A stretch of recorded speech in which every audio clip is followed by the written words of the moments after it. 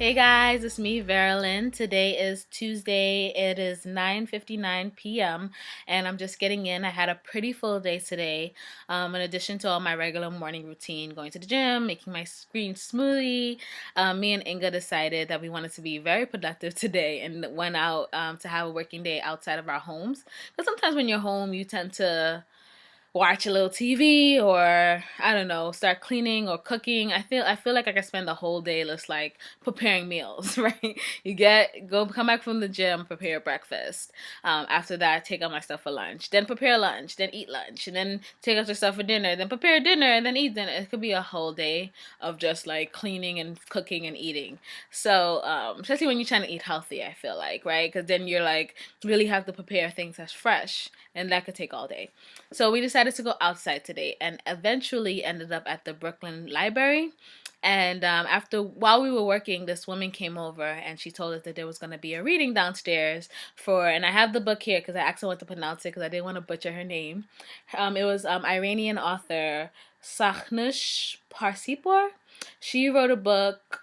I think her like most popular book maybe was Women Without Men, which apparently was taken out of Ernest Hemingway's book, Men Without Women. So she kind of adopted that, and she had an amazing story. She got arrested for her work, pretty much, right? So she's an Iranian author, and I believe her book was based on what she was telling us that her book was seen as against Islam, and she was brought up on charges and she went to jail four different times for four different incidents. I think twice for her work, and so she wrote another book now called "Kissing the Sword," and it's just been translated into English. So even she considers herself Iranian American. She was very clear about that. In fact, she went as far as to say, because like a lot of the questions was, do you miss home? Would you want to go home if you were in exile? And she's just like, no, I consider myself a woman of the world, right? I'm Iranian American. I don't know exactly how long she's been here, but it seems like she considers herself just as much American as she does Iranian, and which is interesting because this woman, like, she can speak English, like I can understand what she's saying, but you could tell that definitely she wasn't as comfortable in English as she, and she also says she speaks French.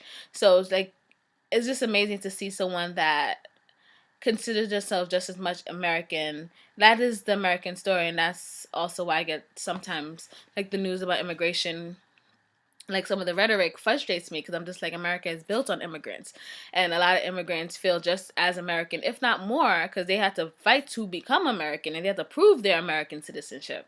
But anyway, that's not what this vlog is about. What I want this vlog to be about is, would you go to jail for your art? Like, how much would you sacrifice for your art? Here's this woman that, she knew the circumstances that she was living in, and she decided to write a book anyway. And one of the interesting points that kept coming up, because she doesn't write in English, it's constantly, and I'm trying to, I guess if you're from, this might sound like a stupid question, but if you're from Iran, it's Iranian, right? You speak Iranian? Is that, okay, I feel like I'm having a Jessica Simpson moment. And for anyone that doesn't get that reference, Google it. But, so yeah, so she writes in her language, and so many of her books have to be translated to English. All of her books have to be translated to English, and so it was the whole idea of like, is your book getting translated in the interpretation, is it the same? And she definitely works closely with, at least in the recent time, works closely with the translators to make sure that her work is being interpreted right, and that is definitely the same meaning. Her one of her books, Women Without Men, was made into a movie, and she talks about how like the movie was very different from her book, but she likes it anyway. She had a really, am I talking too fast? I'm gonna slow down because I'm just excited. There was such an exhilarating conversation that I wasn't expecting, right?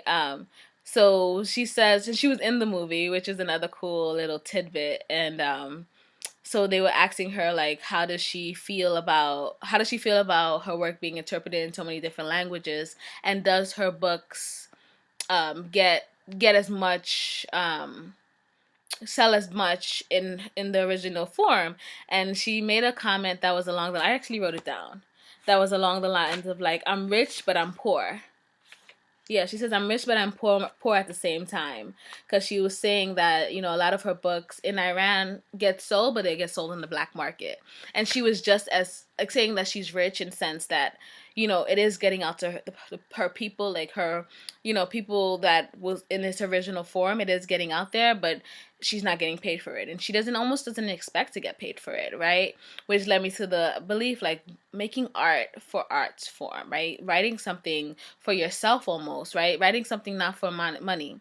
And me personally, I know, like I mentioned the other day, my affirmation now is that I will be able to live something along the lines. Yeah, I guess I haven't visited the affirmation since I made it, but is it in here?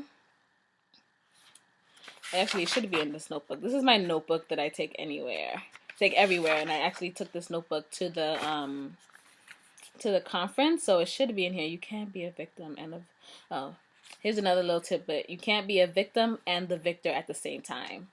Oh, my friend Adoma told me that. That's so true. Anyway, my whole thing is that I've been trying to figure out whether I can be sustained off of the work that I'm doing, right? The work that I love to do. And, for all this time when you're in college, I've been very comfortable with interning. I'm very comfortable with like doing work and doing a good job for the sake of doing a good job. And the idea has always been that I'm doing this so that one day I could get this job, right? And, very soon I realized that there is no job. It's all about the same thing, just finding a way to get paid to do that thing, right? And I've just been feeling like, okay, well, how long can I be sustained doing this? Like, how long is my luck ever gonna run out, right? And with her, it was so refreshing to meet someone that literally just, you could just tell she writes just to write. She's not trying to make a point. Like, she kind of, one of the things about the movie that she said was that she was disappointed with the fact that I guess one of the characters in the that from the book made into the movie was separated. So the woman that they made a woman into a prostitute, and then they made a woman into like the lay woman, and it's that whole like Madonna horror complex. And she was just like, she doesn't understand why the prostitute and the woman couldn't be the same person. Like, why is it that a woman's sexuality, anytime a woman has sexuality, she's seen as a prostitute or she's something negative? And she kind of made the point of like, she wants to live in a world where the Madonna and the quote unquote whore, or the woman that has a sexual woman, is the same person, because in actuality we are the same person, right? But then they asked her, like, do you consider yourself a feminist? And she was like, no. And then they tried to like rework it, because after she made that comment, they were like, well, then I guess you do kind of have like feminist beliefs, and but she was like, no, I'm not a feminist, I'm a humanist. And I'll just read a little bit of, I wrote down some of the notes of what she said. She says, I'm a person of the world, right? She said it doesn't matter where you live. She doesn't feel like she's an exile. She said the world, okay, so she was giving an example of one woman that from Iran, that talks about this tree that when she was younger, and how she misses this tree, and she's so nostalgic for this tree, and she just told the woman, well, there are trees everywhere. So that gives you a little flavor of the type of woman this was. Like, she was very spunky, older woman. I don't know exactly how old she is, but I know she said that she made the movie when she was 60. And I guess I should Google to see what year that movie was made. But anyway, that's less important. Her age, women and their age, we shouldn't be figuring that stuff out, right? She was in prison for 4 years, 2 times because of the world without men. I already said that. What would you? So my question that I wrote as I was listening to this is, what would you sacrifice for your art? Right? Like, what would we, like, making art for art's sake? Like, for me, I guess at this point, I'm sacrificing stability, but I shouldn't even put that energy out there, right? Because I do want stability, so I shouldn't say I'm sacrificing stability, but I guess I'm sacrificing, I don't know, all that stuff like that you're told that you're supposed to do, like having a 401, you know, building up money somewhere, having a savings to a certain extent, right? Having paid sick time or having health insurance. All these things I'm sacrificing for my art at this point. I was fighting against the concept. There was one thing I wanted to mention. She said, I'm not a feminist, I'm a humanist. for some jobs, the man. Oh, so okay. So when she was explaining how she's not a feminist, she said she even went as far as to say that for some jobs, she believes that men are just better for it.